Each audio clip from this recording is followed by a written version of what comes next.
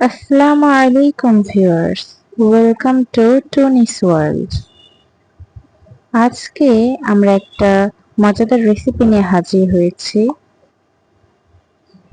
দেশি মুরগির রান্না। অনেকেই আছে যারা দেশি মুরগিগুলো অনেক পছন্দ করে, বিদেশি বা ব্রয়লার মুরগি খেতে চায় না। মূলত তাদের জন্যই রান্নাটা আমরা চেষ্টা করব যত দ্রুত করা যায়। 5 মিনিটে আমরা রান্নাটা সেরে ফেলবো।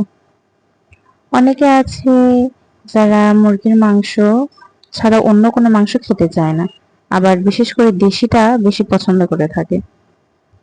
তো আমরা আজকে মুরগির মাংস রান্না করি, আর চলেন কিছু গল্প করে নেওয়া যাক। আপনারা কেমন ভাবে মাংসটা রান্না করতে পছন্দ করেন নিশ্চয়ই জানাবেন। আর আজকে আমি যেটা রান্না করেছি এর মধ্যে একটা টুইস্ট রয়েছে, আর সেটা হচ্ছে আমি কিন্তু এই মুরগির মাংসটা নারকেল দিয়ে রান্না করব। নারকেল দিয়ে দেশি মুরগির ঝোল।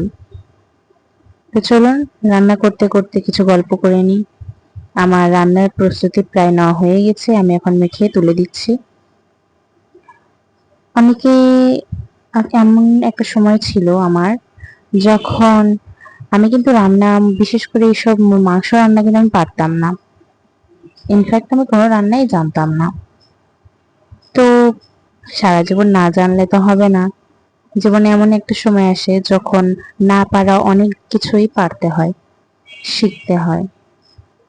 পরিস্থিতি আসলে সবকিছু মানুষকে শিখিয়ে দেয়, আর বাস্তবতাও বুঝিয়ে দেয়।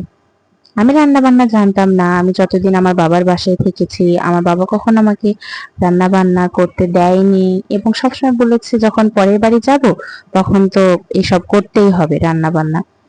তো এখন যতদিন বাপের বাড়ি আছি ততদিন একটু আরামায়েশে থাকি, দরকার নেই রান্না করার। আমিও গা ছেড়ে দিয়েছিলাম, আমি কখনো রান্না বান্না শিখিনি। তবে হ্যাঁ, যখন আমি শ্বশুর বাড়ি গিয়ে পড়লাম তখন তো আর ওখানে করবো না এসবে তো উচ্চারণই করা যাবে না। যাই হোক, এখন নারকেলটা দিয়ে দিলাম কষানো শেষে। কষানো হয়ে গেলে তখন নারকেলটা দিয়ে একটু নেড়ে চেড়ে আবার ঝোল দিয়ে দিব। তো যেখানে আমি ছিলাম, রান্না বান্না যেহেতু আমি পারতাম না, আমাকে যখন বলা হয়েছিল যে মুরগির মাংস রান্না করতে হবে, তখনকার একটা গল্প শোনাই। তো যখন আমাকে মুরগির মাংস রান্না করতে বলা হলো, আমি এখন বললাম যে না, আমি তো আসলে পারি না। তখন আমার শাশুড়ি মা আমাকে শিখিয়ে দেন যে কিভাবে রান্না করতে হবে। তো তিনি বলে বলে দিলেন, আমি তার কথা অনুযায়ী রান্না করলাম। আর সব থেকে মাংস রান্নাই করিনি। রান্নাটা কিন্তু আমার প্রথমবার ছিল, খেতেও বেশ ভালো হয়েছিল আলহামদুলিল্লাহ। তো কষিয়ে নেওয়া হয়ে গেছে, ঢাকনাটা দিয়ে দিব। আর একটু পরে, আর যখন এটা আবার বলক উঠে যাবে, তখন একটু চেক করে নিতে হবে যে ঝোলটা আমি কি।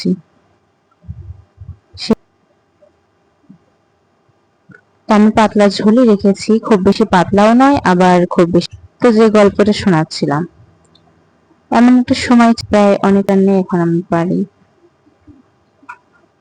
আপনি চাইলে এখানে তাহলে অল্প একটু চিনি অ্যাড করতে পারেন, খেতে ভালো লাগবে।